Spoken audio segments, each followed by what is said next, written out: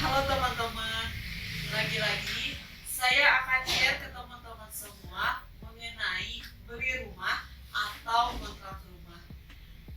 Terutama bagi keluarga muda yang baru saja berkeluarga, pasti hal ini sangat membingungkan ya.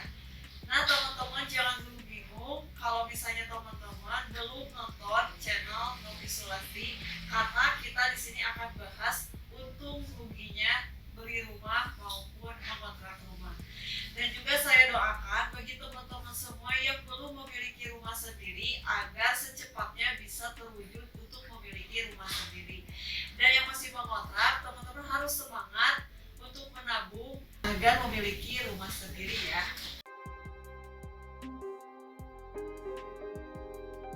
Nah teman-teman, yang pertama kali kita akan bahas mengenai keuntungan membeli rumah. Seperti apa sih keuntungan daripada membeli rumah? Yang pertama, dalam jangka panjang, rumah bisa dijadikan investasi. Nah, kenapa sih rumah identik dengan investasi? Karena harga jualnya yang semakin tinggi, tentu saja ini sangat cocok bila dijadikan investasi. Misalnya teman-teman membeli rumah saat ini dengan harga 50 juta, 5 tahun ke depan harga tersebut akan naik, bisa jadi 100 juta atau bahkan 150 juta.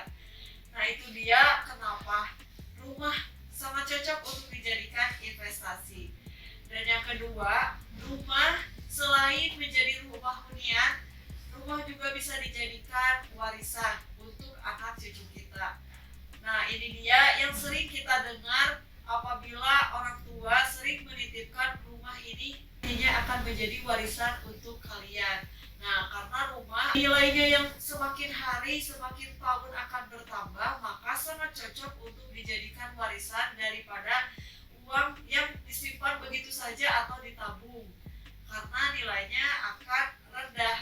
Apabila teman-teman dijadikan atau membeli rumah, maka cocok banget seperti yang pertama sebagai investasi dan nantinya akan menjadi warisan. Yang ketiga, selain rumah adalah aset pribadi, karena rumah ini juga bisa dijadikan syarat sebagai pinjaman kepada pihak pemberi dana atau bank. Bank akan meminta jaminan berupa sertifikat ketika teman-teman membutuhkan dana untuk keperluan yang sangat mendesak misalnya, dan yang dijaminkan adalah sertifikat rumah tersebut. Selain daripada keuntungan, teman-teman juga pastinya harus mengetahui kerugian dalam membeli rumah. Seperti apa kerugiannya? Yang pertama, teman-teman akan membutuhkan biaya perawatan yang cukup besar. Nah ini relatif ya teman-teman, karena misalnya rumah besar tentu saja perawatannya besar. Rumah minimalis tentu saja perawatannya juga minimalis. Kita tidak bisa mengukur rata kalau misalnya perawatan ini cukup besar. Kita bisa melihat dari ukuran rumah tersebut.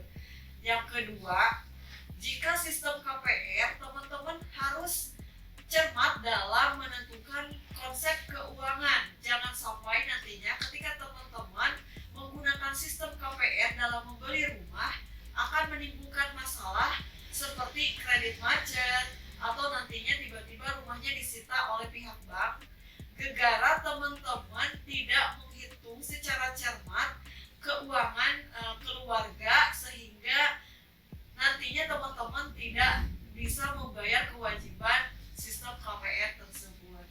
Nah itu dia ya teman-teman, untung rugi ketika teman-teman membeli rumah. Lalu yang kedua, kita akan membahas untung ruginya ketika teman-teman mengontrak rumah. Seperti apa keuntungan dalam mengontrak rumah?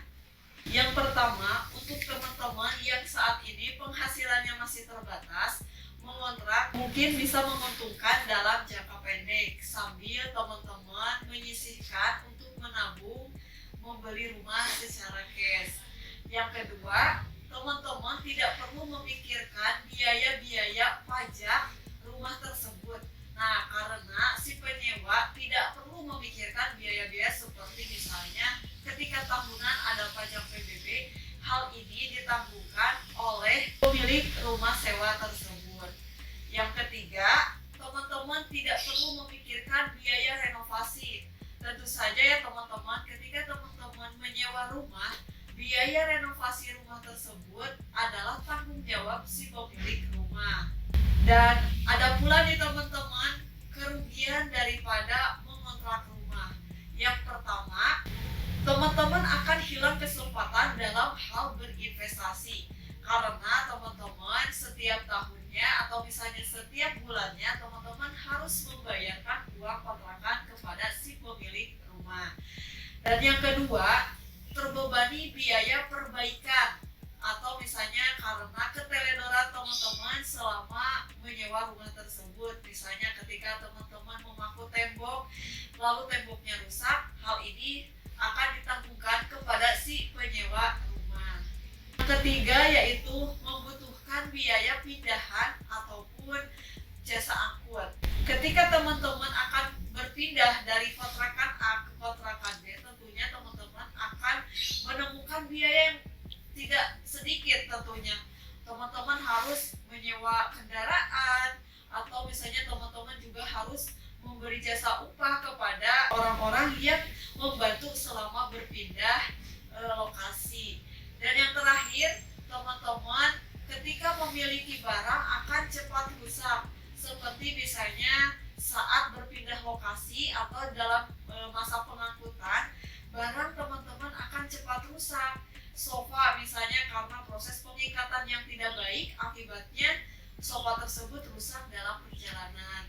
Nah itu dia ya teman-teman, untung ruginya beli rumah maupun mengontrak rumah. Mudah-mudahan teman-teman semakin paham dan semakin memantapkan hatinya untuk memilih dan mempertimbangkan antara membeli rumah maupun mengontrak rumah. Sekian videonya yang bisa saya share. Jangan lupa untuk di like bila teman-teman suka dengan videonya, subscribe dan juga tekan tombol loncengnya agar teman-teman tidak ketinggalan video-video update di Novi Sulastri Channel, dan juga mampir ke Instagram kita di novisulastri.channel. Sekian videonya, sampai ketemu di video saya selanjutnya.